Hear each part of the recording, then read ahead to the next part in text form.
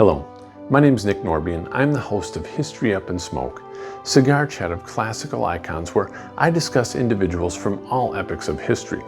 In this installment, I'm going to be talking about one of the great founding fathers of our country, Thomas Jefferson, who was the catalyst and author of the greatest document in American history as he penned the Declaration of Independence.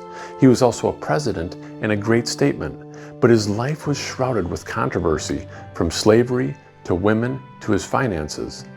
But before we discuss those matters, let's go grab a cigar.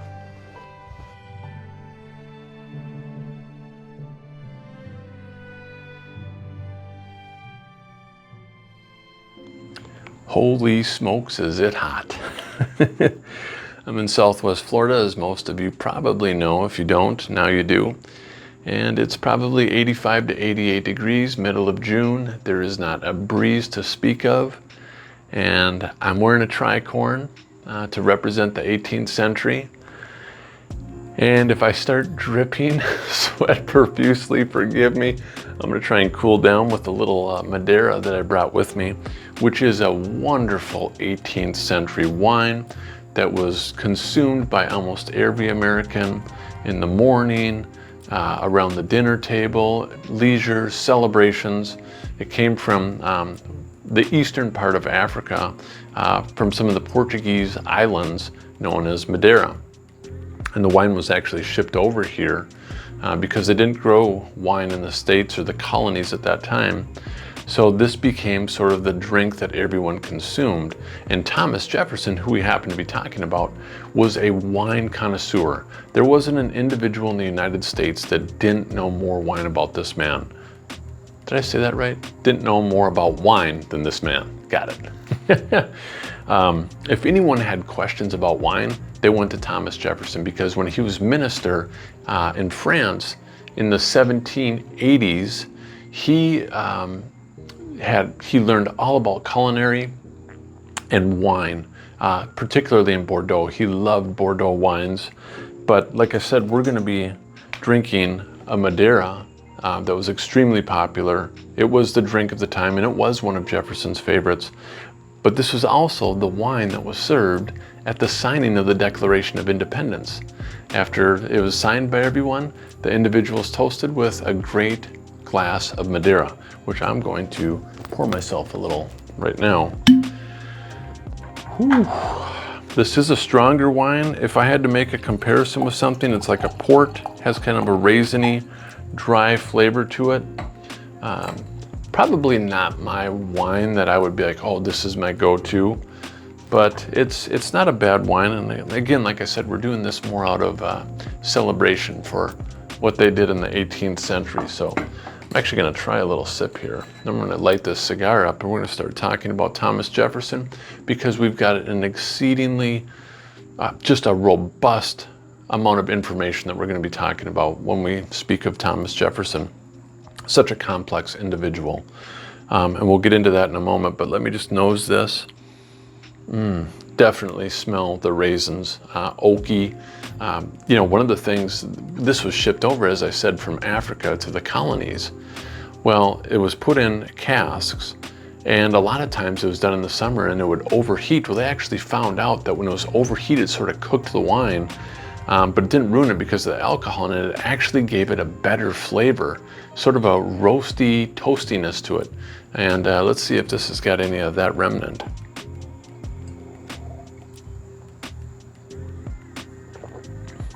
Ooh, it's a strong wine. Yeah, the alcohol content's pretty strong. I'm not a huge drinker, but you know when you feel it coming down? One sip of that, yeah, I'm feeling that coming down. But what I want to do is get our cigar lit up here. This Partagas Serie D no. 4, which, as I said, I've had these on a number of occasions. Absolutely love this cigar. It's a Cuban. Difficult to get. Of course, like I've said numerous times in the United States. One thing, I'm not trying to sidetrack here, but I've been noticing something different. And I got in contact with a good friend of mine, and I've been noticing that my New World cigars have been tasting weird. Well, I got the new humidor, as I said, and I set the humidity lower into like the mid to low 60s, and I started having some of my cigars, and I noticed, my goodness, they tasted gross. They were dry, stale, almost like a cigarette. Didn't taste good at all. And I talked to my buddy, and he's like, those New World cigars need a lot more humidity for the oils to really sort of absorb into the tobacco and give it that flavor. That's just the way the New World cigars are. And the Cubans, however, need that more dry, lower humidity levels. So what I had to do is I had to separate all my cigars, Cubans in one humidor, non-Cubans or New Worlds in another. But anyway, it's just food for thought for you. I turned the humidity up in the humidor with the New Worlds, and it made a world of difference. The cigars, the flavors came back, didn't taste dry, stale, anything like that. So really began to enjoy those. Now, like I said, this guy, I'm ashamed to say it has not been aged like it should. This cigar, I've said this many times, Cuban, non-Cuban, I like to age them for 6 months or more if possible. And this guy has not been resting in my humidor nearly long enough. In fact, I recently had a Hoyo de Monterrey San Juan cigar that I'd purchased in Greece. That was in my humidor for about 8 months. And my goodness, that cigar was wonderful. I never smoke them down to the nubs. This baby, I took it all the way down because it was an absolutely wonderful cigar. I just thoroughly enjoyed it. Yeah, I'm kind of curious to see what this cigar tastes like with that wine, if it's going to complement it with the Madeira. We're going to find out here in a minute. And then we're going to get talking about Jefferson. Just get this baby lit up real nice. There we go. Sweat is just pouring down my back.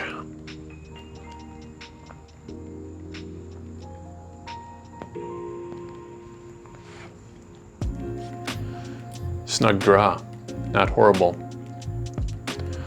Now, doesn't taste like it should. Maybe the flavors will come alive here in a little bit. But right now, that first pull, let's try it again.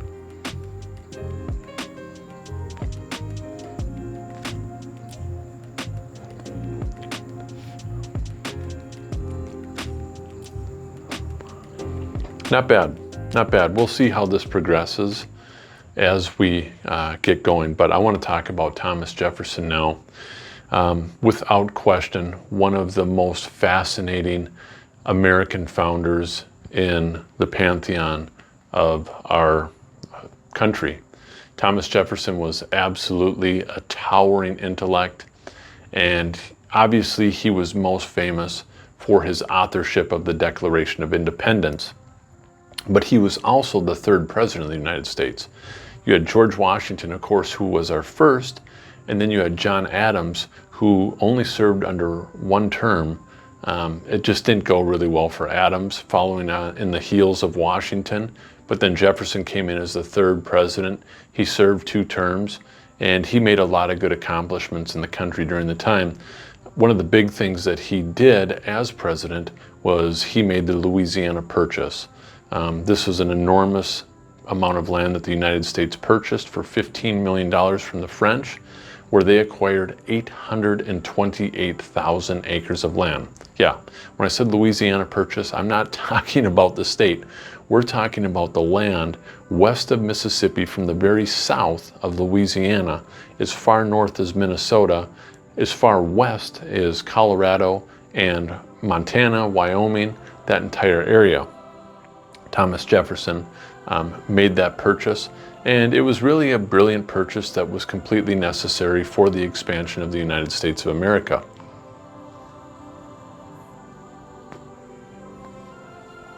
And what Jefferson did was he almost immediately had an expedition set up. You've probably heard of the Lewis and Clark expedition. Yeah, these men were appointed by President Jefferson at the time to explore that land on the west part of the Mississippi and really find out what type of land the United States had acquired, the resources that could be gathered together for farming, and they were to bring all that information back to Jefferson and report to him. And something that's actually really fascinating, if you ever get the opportunity to go to Monticello, that's where Thomas Jefferson resided. That was his abode, his farm. He loved it. He retired there, lived there till he drew his last breath. But if you go to Monticello today and you go into the front door, in the foyer, there's relics from the Lewis and Clark expedition. It's really fascinating. There's animal skins and things that they had brought back and gave as gifts to Jefferson. So that was pretty cool. But with all the accomplishments that Jefferson had, there was a dark side as well. Thomas Jefferson had an interesting dichotomy about himself. You know, we have to remember that he authored the Declaration of Independence. And of course, as the author of that document, well, it states clearly that all men are created equal and that they possess certain unalienable rights. Well, Jefferson was a slave owner right up until his death in 1826. He had slaves, and the only ones that were released were those of the Hemmings family, which we're going to discuss in a different installment as we get a little bit further into this.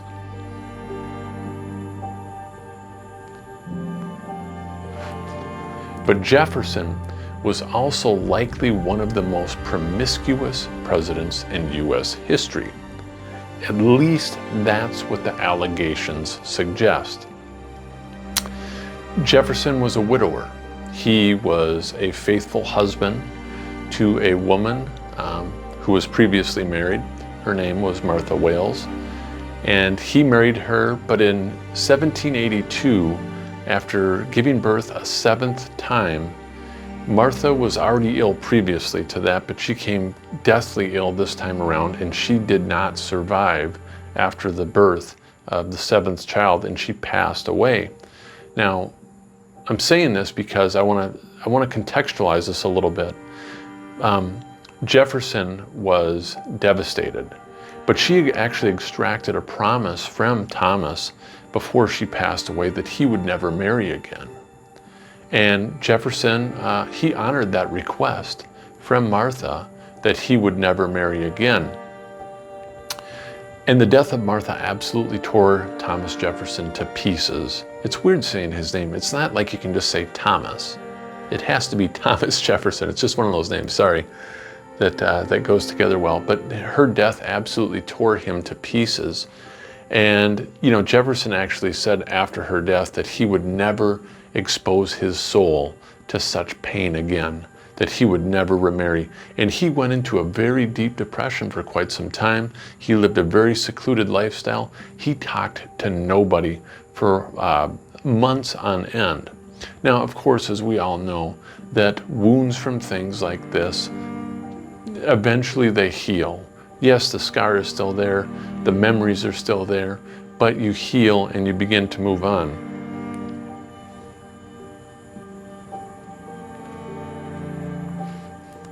Well, Jefferson became the type of person that would rarely open his heart up to another individual at that time. He was very close-knit and kept his cards very close to his chest, particularly obviously with women.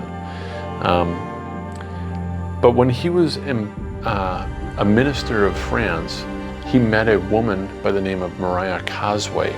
She was a married woman. Now, these are just speculations, but the speculations are grounded in pretty solid evidence that Jefferson and Causeway had intimacy, that he had several liaisons with this woman while he was in France. And we know this based on some of the letters that Jefferson actually wrote, the correspondence that he had with Causeway. You know, they were pretty intimate letters. And, you know, Thomas Jefferson was pretty devastated after the relationship was severed, and he eventually came back to America. Now, of course, there's also the 200-year-old plus debate about Sally Hemings. We're going to get into this in some depth when we get into a little bit further, probably in the third installment. What went on with it? I gotta puff a little bit of this, otherwise it's going to go out.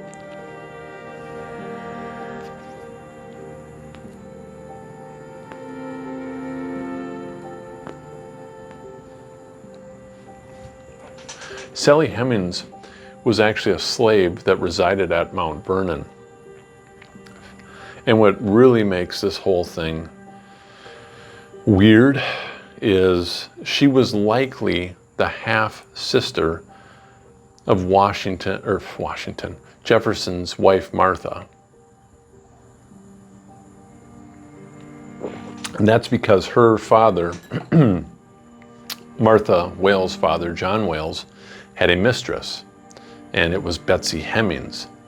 And she, John Wales and Betsy, sired Sally Hemings, and Jefferson, we're going to get into the details about that as we get going here a little bit, but Jefferson almost certainly had, possibly up to 6 children with Sally Hemings. It's messy. It's really messy.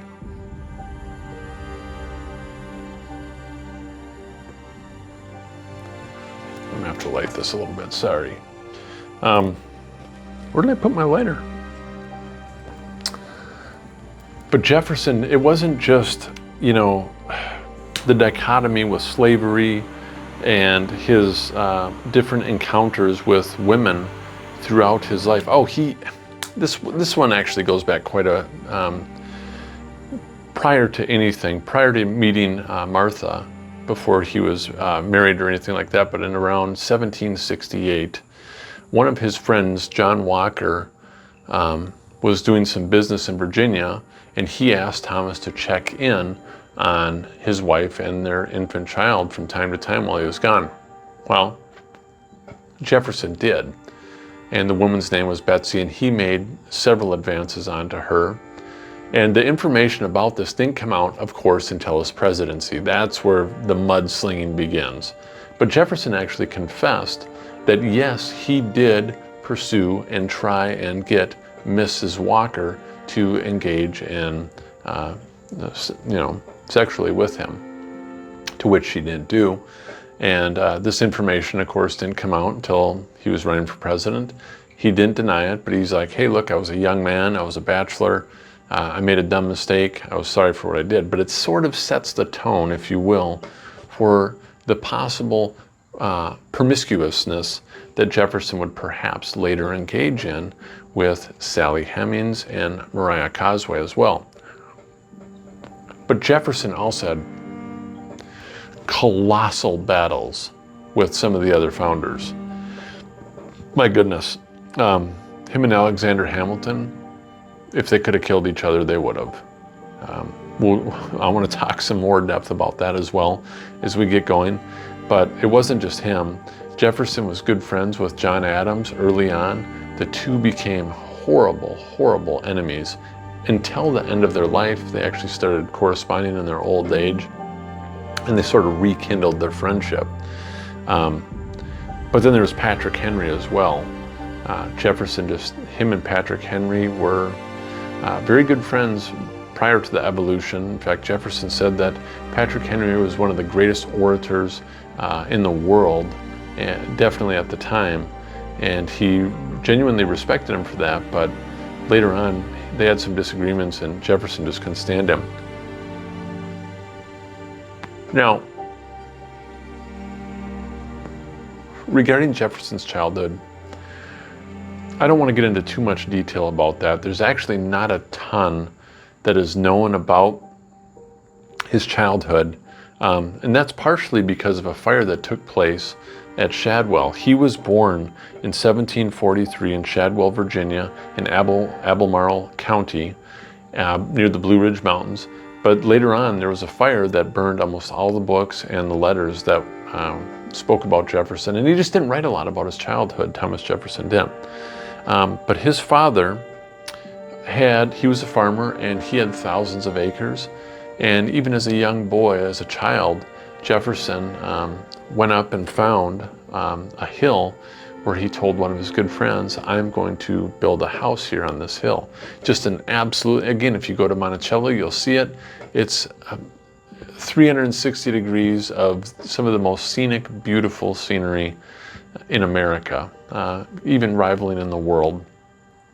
But Jefferson would go on to name his residence Monticello, which means little mountain in Italian. So that was his abode that he absolutely loved. But in the 1760s, he actually enrolled in the College of William and Mary. He would go there to study law. He would become a good lawyer. Jefferson would become a very good lawyer. He would learn Latin and Greek, and he didn't speak them fluently, but he could read Latin and Greek quite well. And the guy was a complete bookworm. I mean, if you want to talk about an individual who read and read and read, this guy would read for 16 plus hours a day from his books. He would find time to play his violin for 3 hours and still be able to sleep and function the next day. Never engaged in partying or running around or doing things like that. The guy was fully, wholeheartedly committed to his books. And Jefferson wasn't by any means a thinker in the sense of someone who came up with fresh new ideas.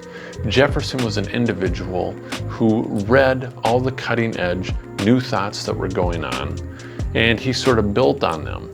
And the guy just he was an information machine. You could ask him a question about almost any topic and he would be able to speak on it, just because he read so much and studied so thoroughly.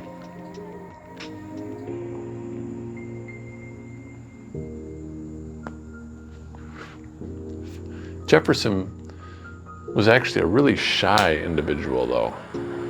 The guy would not speak publicly. In fact, John Adams said during one of the first Continental Congresses that Jefferson attended, and people loved to speak. They loved to flex their orator muscles, the big words, all that stuff. And John Adams said that Thomas Jefferson didn't string together more than 3 sentences the entire time that they were at the Continental Congress. And that's not necessarily a bad thing. You know, when people don't talk a lot, that's not necessarily a bad thing. Sometimes it's better just to keep your mouth quiet and listen to what people have to say. But in person, you would go up and talk to Thomas Jefferson, and, you know, he would be very cordial, very kind. He wouldn't say a lot, but, you know, the individuals he was talking to, they would think that they were great friends. And Jefferson would write the nastiest things about these people. My goodness. You know, they called him two-faced because to your face he would talk wonderfully, but he would write some of the most scathing letters about individuals behind their back, and people can stand it. I mean, during the infancy of the Revolution, in Richmond at a church, Patrick Henry gave, you know, one of the greatest speeches that just fired Jefferson up, made him want to be a revolutionary like nothing. And, you know, it's where Patrick Henry was like, give me liberty or give me death. And he had like a makeshift dagger and he pushed it into his chest. And Jefferson was just on fire. But later on, after the Revolution, Jefferson wrote to James Madison, his best buddy and sort of the puppet of Thomas Jefferson. He said that he prayed daily that Patrick Henry would die. So they said a lot of nasty things about each other. Now, I want to talk about the Declaration of Independence, but again, I want to have a little bit more of this. I want to enjoy a little bit of this rather than just talking the whole time, and have a little bit of this Madeira. So when I come back, we'll chat about that. Oh, heavens to Betsy. It's hot. This big hat doesn't help. Don't know how they wore these in the 18th century. I mean, when some of those guys died of heat strokes from marching, they're probably wearing these big tricorns. That's a mistake. Don't wear a tricorn for very long. Yeah, it's not beneficial for your health. Of course, neither is smoking a cigar probably, but that's beside the point. We enjoy these. Anyways, back to Jefferson. He arrived in Philadelphia in 1776 on the eve of the evolution. I always want to say evolution. It would be the eve of the Revolution. And, by that time, Lexington and Concord, the shot heard around the world, which really ignited the war,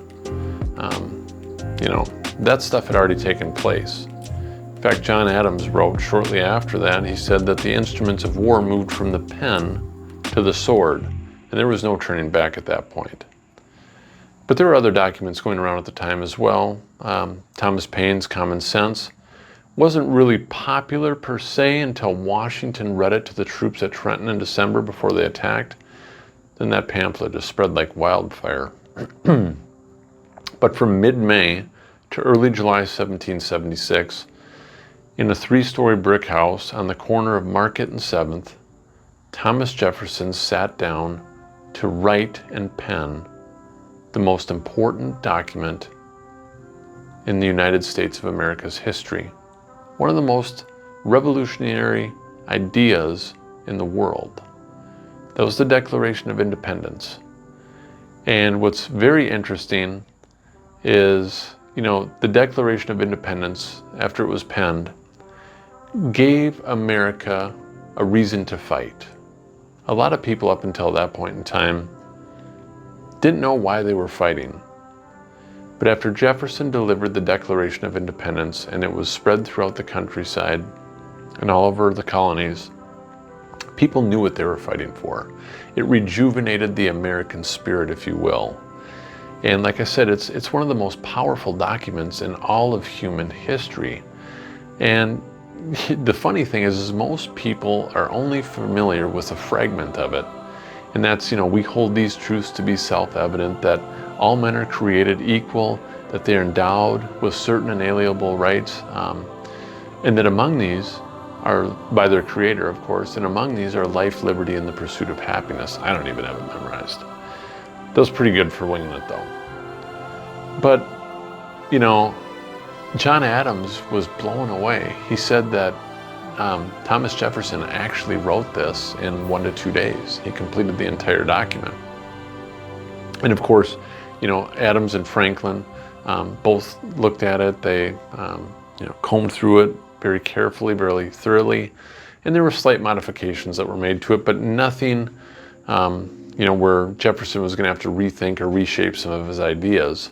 One of the things Jefferson wrote in the prototype was sacred and undeniable truths. Franklin said, look, let's switch it to just self-evident truths. It was minor changes that were made to it, but Jefferson was actually an extremely sensitive individual about anything that he wrote and the critique of it.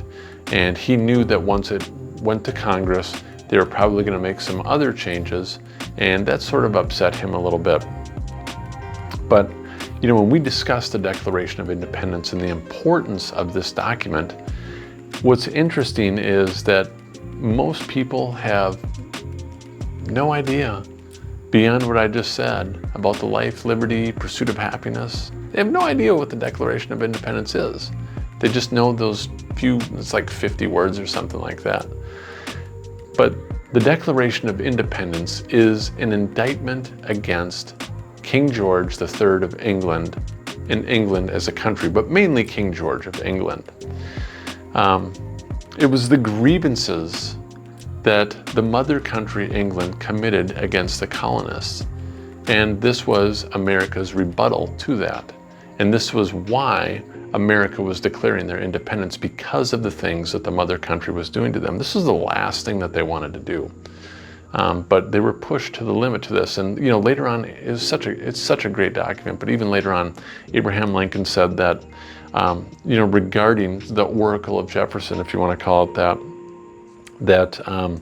that document, the Declaration of Independence, is really a stumbling block for the harbingers that want to try and reappear in the future as tyrants and oppressors. This document is going to stop them from doing that.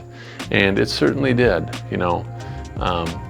But like I said, Jefferson, he was a hypercritical individual of himself in his writings, and he was very sensitive to people critiquing his work. But one of the things I'm going to discuss, and we're going to do this in the next installment, Like I said in the prologue, Jefferson was not an original thinker. And the information that is contained in the Declaration of Independence, particularly life, liberty, pursuit of happiness, possessing unalienable rights from our Creator, were not original to him. We're going to talk a little bit about some of what Jefferson read that influenced, where he took a little bit of literary liberty to use other authors' information like John Locke and George Mason. We'll talk about that in the next installment. Even Jefferson's contemporaries at the time would have, they knew that and they agreed that he did that. But the guy was still an absolute genius. But we're going to talk about that, and I also want to talk about the allegations that would come up during his presidency about Sally Hemings. And did, in fact, Jefferson really have these encounters for, more than a decade with Sally Hemings, the house slave at Monticello? So, come back. We'll talk about those.